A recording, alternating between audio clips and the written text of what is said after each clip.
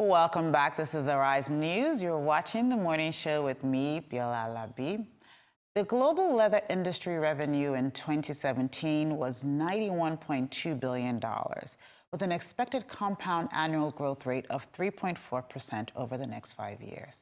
According to a 2014 World Bank report, leather and leather-allied goods could become Nigeria's second largest non-oil export and its second biggest earner of foreign exchange after oil and gas.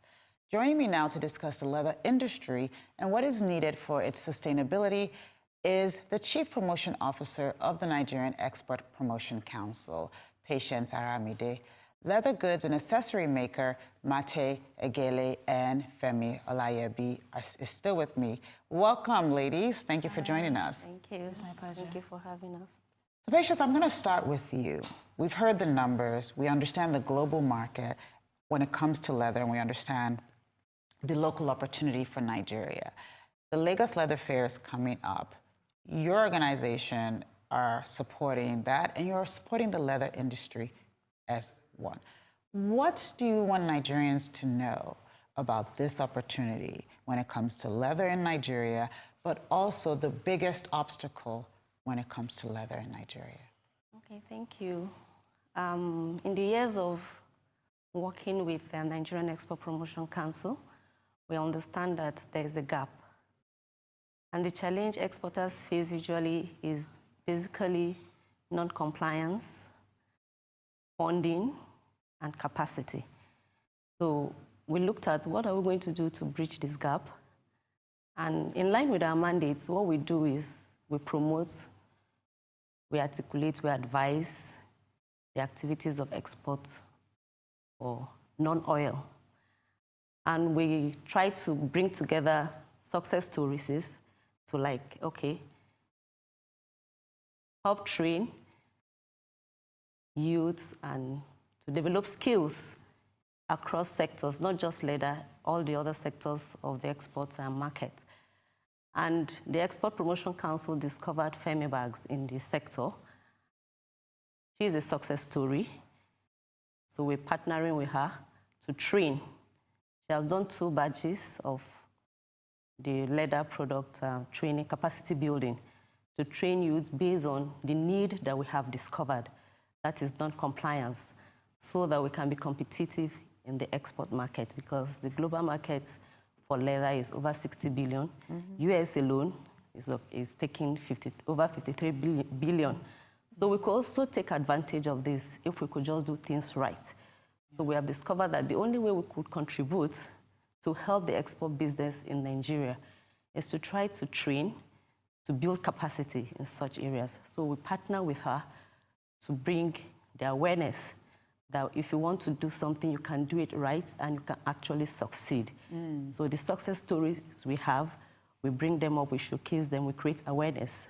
So being part of the leather fair is like creating awareness for the businesses that we have, creativity we have in Nigeria, that we can also do very well and we can compete with the big brands outside Nigeria. So really for you and your organization, it's about really providing that platform for the world to see what we can do. Yes, and then not just for the world, for us to also go into export, that it's possible to do it and do it right. Sure. Yes, sure. So that is it for us. And at the end of it, the takeout here is we're all looking for increased revenue. If we do that, we're able to export more. And then we get the forex that we are looking for a better economy for us. Okay. So, I mean, I think for me that's one element of the work you're doing. But I think one of the things that came up yesterday, we had a guest here yesterday who's a nutritionist. And as a nutritionist, she has this, she's really trying to enlighten and encourage people to stop eating things like pomo. And the reason why she actually said that was because, first of all, from a nutritional perspective, there's no nutritional value. No, not at all. Pomo is basically cow hide. It comes from animals' hide. How does this have any effect on on your industry when it comes to leather? Because I mean, I see people. I mean, pomo is a part of our basic diet in Nigeria. If cow hide is what turns into leather, is there any effect that has, or does it affect the supply of leather? It definitely does.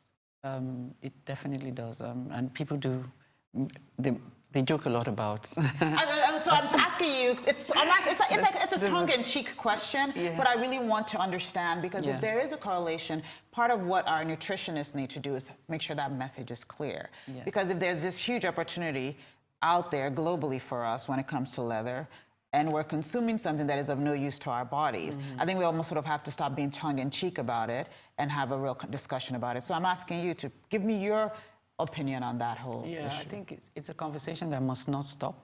And I know that moves are actually being made to reduce, just like you have said, the eating of this edible leather that a lot of people are. I like that, edible leather.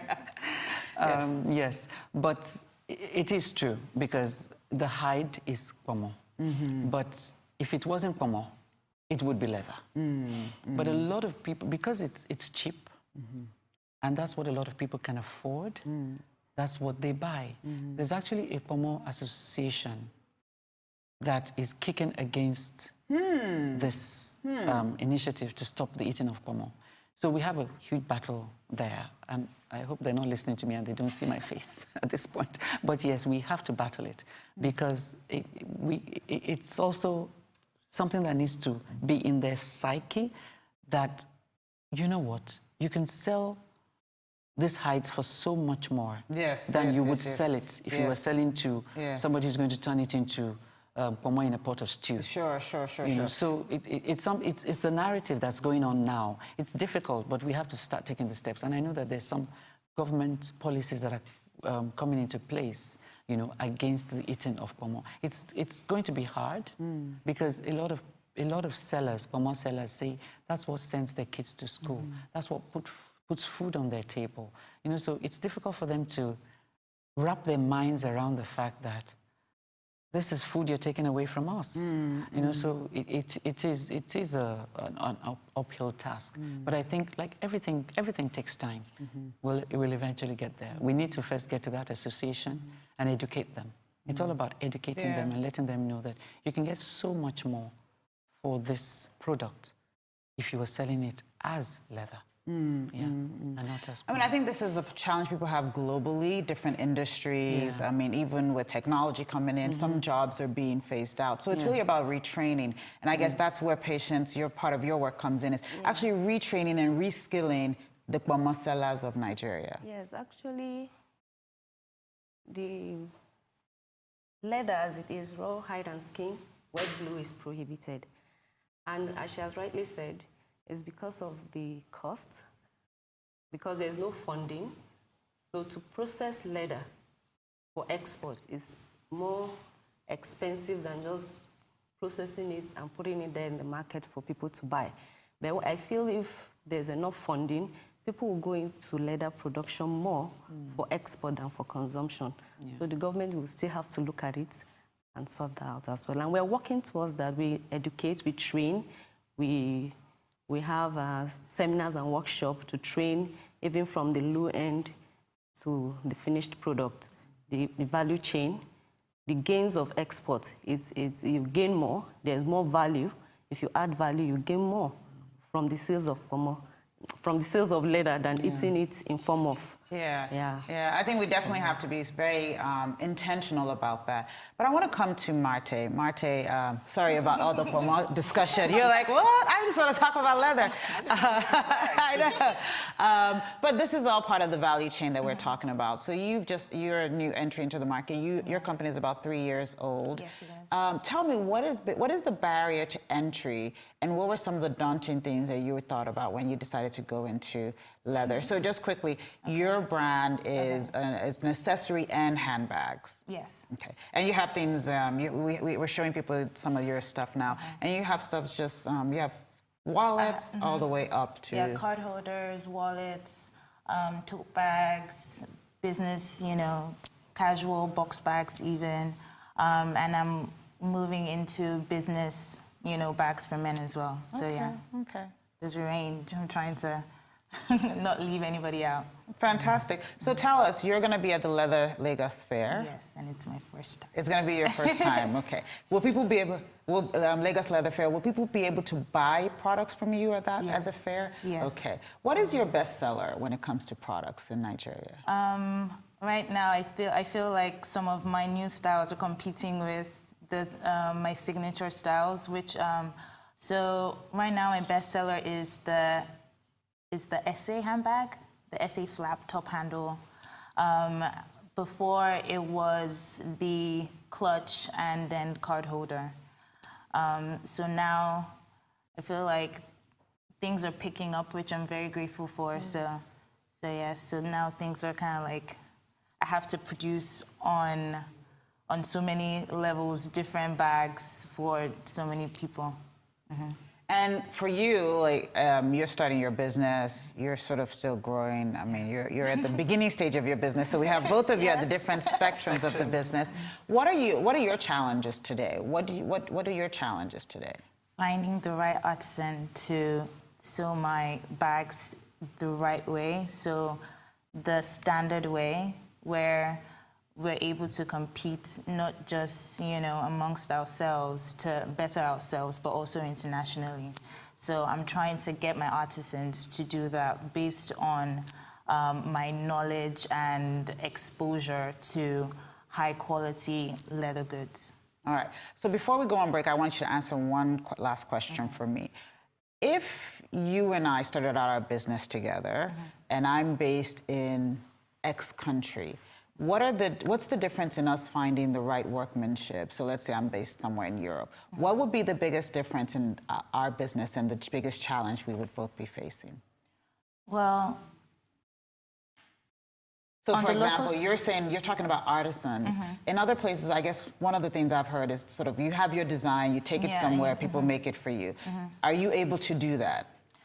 Okay, so I design and I also hand make some of my pieces. I make all the smaller leather goods myself. So I'm trying to eliminate some of that so that I can handle some of the, should I say, admin work and maybe promote myself better and put myself together and like make sure that everything is... What you're saying is you're too operational right now when you need to be more brand focused. Is that correct? Well, not necessarily, because I feel like I still need to be in that creative process where, I get the leather and, I give it to my artisan and then they make it for me in the best way and then I'm able to sell it. So I still need to be involved in that, like right now, I need to be involved in the full process. I can't leave it up to them to actually handle it themselves.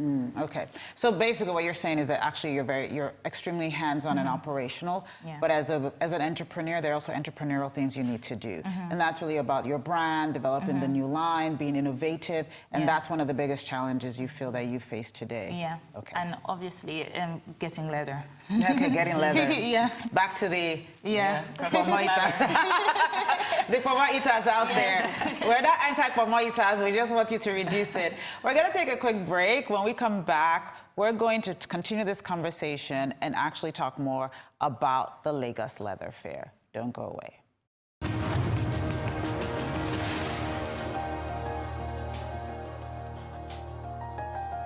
Welcome back. This is Arise News Channel. You're watching the morning show with me, Biola Olayebi. Before the break, my panelists and I were talking about the use of leather and the upcoming Lagos Leather Fair. Coming back to both of you in the business and sort of being at different places in your business, you're able to sort of take a break and take a step back and look at the full value chain. Well, on a day-to-day basis, she's sort of just like, I even just need to find someone to make this bag for me. What is some of the advice that you have for her as she sort of starts this journey? What would you say for her the three most important things she needs to keep in mind every day? Three, okay.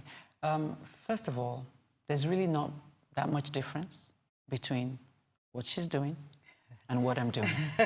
You're still there. Even though I've been doing this for 26 years, the challenges are still there. Wow. So she has a challenge of finding the right artisans, that would make the products to her standard. We all do. You know, she has a challenge of finance. We all do.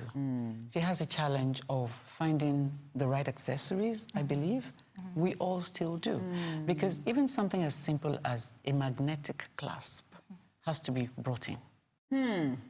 Something as simple as a zipper has to be brought in. There is nothing that is made in Nigeria. So most of the time, if you look at our products, all that is Nigerian really is the labor and the idea, you know.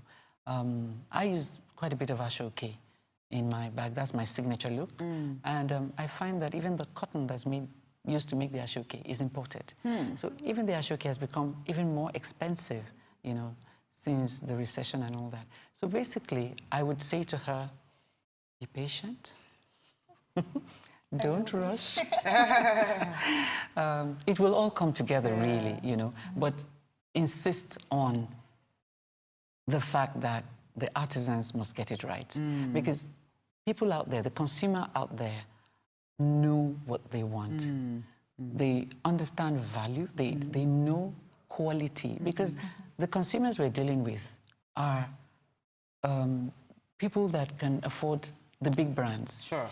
So the fact that they buy from you is an honor in itself, you know. So we must be appreciative of that fact that we want to get extremely well-made goods out to the consumer, and that's something that I think you must constantly keep in mind. You know, the quality of your product, whether it's inside the product or outside the product, must be good. If you have to continue to bring in your, not everybody can afford to do Your that, hardware. your hardware, but then just look for a few people who import really good hardware. There are a few of them out there. They're not that many, you know. And even when they import, they don't import in. They just import what they call stock, you know. So you can't find them in hundreds or in whatever quantities that you need, you know. So those are the big challenges, you know. But it's insisting on excellence every step of the way, you know. For me, that's the key.